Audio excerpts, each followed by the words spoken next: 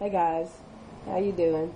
Country Girl 555 here, Tina. I just wanted to read an article I come across.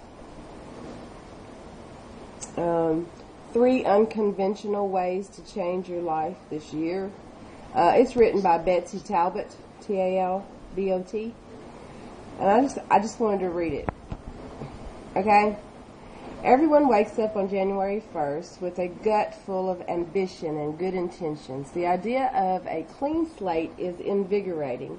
By the middle of the month, however, most people have already started the slide back to their regular existence, overcome by trying to reach lofty, unclear goals with the same mindset from the previous year. I struggled with this for many years myself before finally figuring out 3 unconventional ways to avoid the January slump. Her 3 unconventional ways are porn, P-O-R-N, porn, lowering my standards, and pretending I am someone else. This is what she writes. This sounds like the start of a really bad movie about a down-and-out mob informant in Vegas, doesn't it? Stick with me here, and it will all make sense very soon. Using these exact strategies below, my husband and I were able to sell everything we owned and save money to travel the world for 5 years. In fact, I'm writing this post to you from sunny Thailand, where we've been living for 3 months as we write our 2nd book. Not bad for 2 people who could barely find the time for a 1-week vacation a few short years ago, wouldn't you say? Dream porn. There is a reason the daydream scenes in movies are always in a slight blur. They aren't real. The main character longs for love, riches, and happiness. She goes on daydreaming until her knight in shining armor shows up with a bucket full of money to solve all her problems and carry her off to a happy ever after. In the movie, the character doesn't have to do anything to make this dream come true. In real life, it doesn't work that way. And you need something far more explicit and raw to motivate you to action. Let me suggest a little dream porn in 3D. IMAX quality, so you can visualize every single detail. You need the money shot, the close-up, the vocals, the cheesy soundtrack. You want to know exactly what it looks, smells, feels, sounds, and tastes like to live your dreams so you can make it happen. See pictures, paintings, vision boards, maps, whatever image evokes your dream best. Smell, candles, flowers, soaps, incense, food, the scents that put you inside your dream life. Sound, hear, music that transports you to your dream.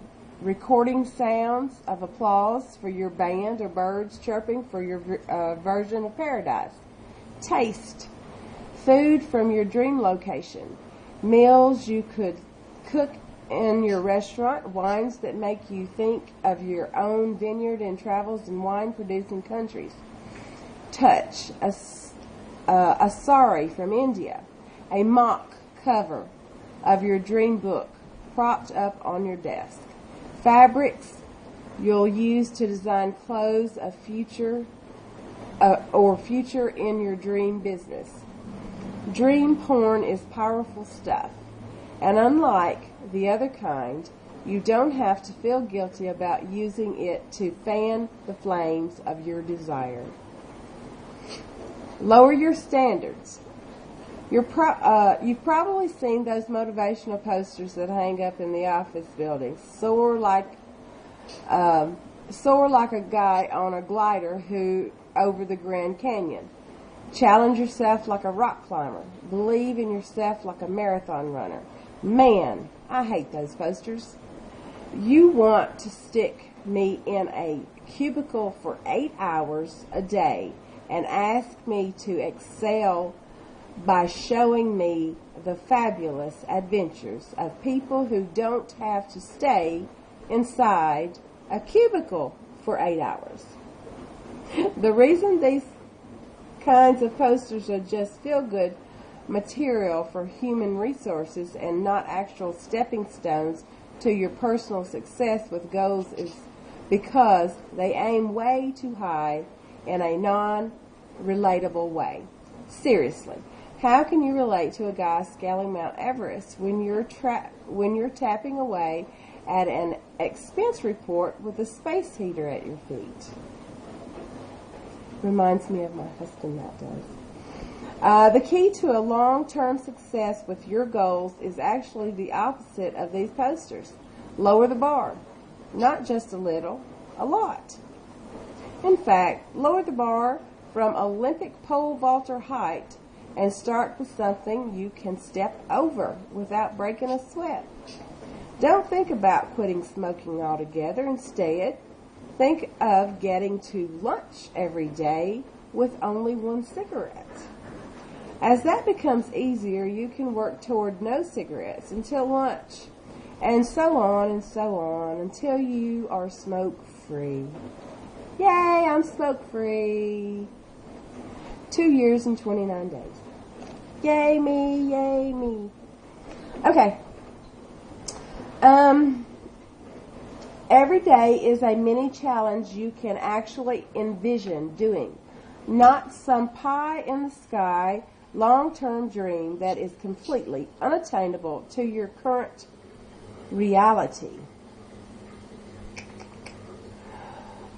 The momentum to build from these small success keeps you going and is far more effective than mustering all your strength at the beginning and sustaining it long term.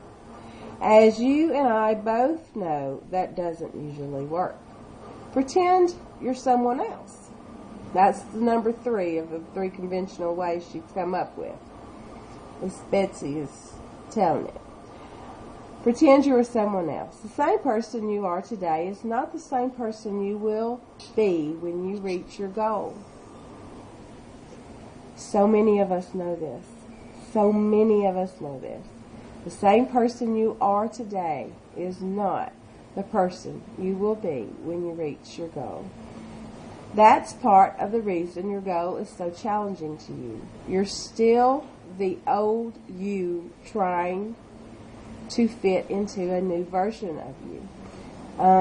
This part reminds me a lot of the conversation video that Alicia put out for me today. And, yeah, I'll keep reading. The same person you are today is not the same person you'll be when you reach your goal. That's part of the reason your goal is so challenging to you. You're still the old you trying to fit into a new version of you. There's fear, uncertainty, and inexperience clouding your vision. One way to bypass a lot of the angst and struggles in becoming the more involved version of you is to pretend. Pretend you're already someone new. Assume the identity of the person you want to be a year from now. Assume the identity of the person you want to be in the new year.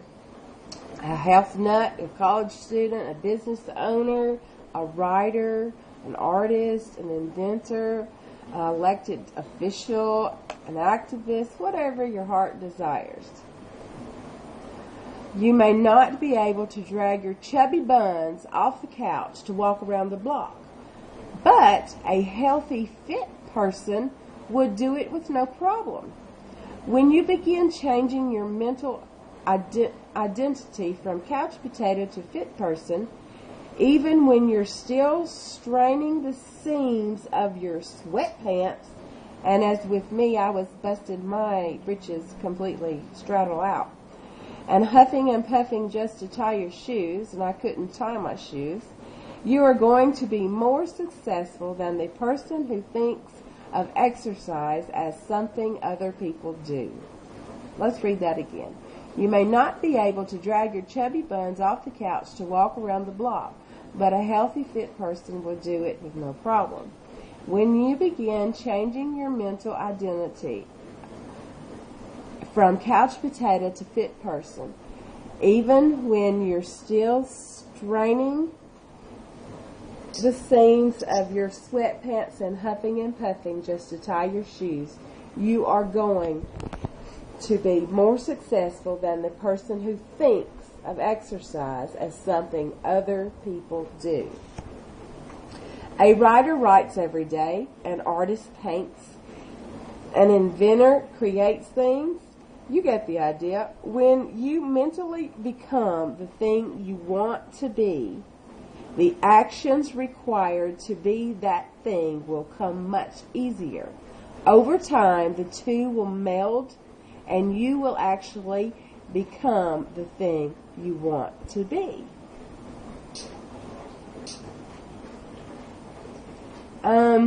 Thanks, Betsy Talbot for writing that from one of your dream spots, Thailand, exotic Thailand. She's on a 15-month world tour. I have to say, I like this article. I always take photos and stuff, and I always call it porn. Food porn, people laughing, cutting up, doing things that they do, and I always call it porn. So I related on that because I physically do have to look at things like that to envision what I want. And it's right. Music, things you hear, things you taste, things you touch, things you smell, things you do, things you see, things you feel, all of that can make your dreams come true. Just by putting those positive vibes out there. Lowering your standards, we often do just put it as high as they go. And we don't know how to back off and start with one step. Buildings are built with one brick at a time. Marathons are ran one step at a time. And if you can't get up and move around and do the things that you want to do, you have to take one step at a time to do that. As far as living, pretending to be someone else, I don't want to pretend to be physically someone else. I would like to pretend to be a better me. When that doctor told me to pretend and live like I had the lap band, I had so much success. So in relation to that, it gives me something to really think about, because I really, really, really had so much success when the doctor told me to live like I had already had bariatric surgery and that I had the lap band. So, Alicia, a little bit of that touches on you too, babe. Your shirt being so big and you not understanding, that reflection, looking back in the mirror, is you. It will always be you. The shape may change, but it will always be you. And every day, you get to look at a better you. And I just think that's wonderful. Alright guys, so that is an article I've just come across. It's kind of like Pick Your Brain, a site that I go to, Pick Your Brain, and how to grow yourself is is what it's about. How to grow yourself. You get motivation, self-improvement, health, and things like that. And I really found that article was quite nice. So, alright guys, peace out. That's how we roll. God bless, God bless, God bless.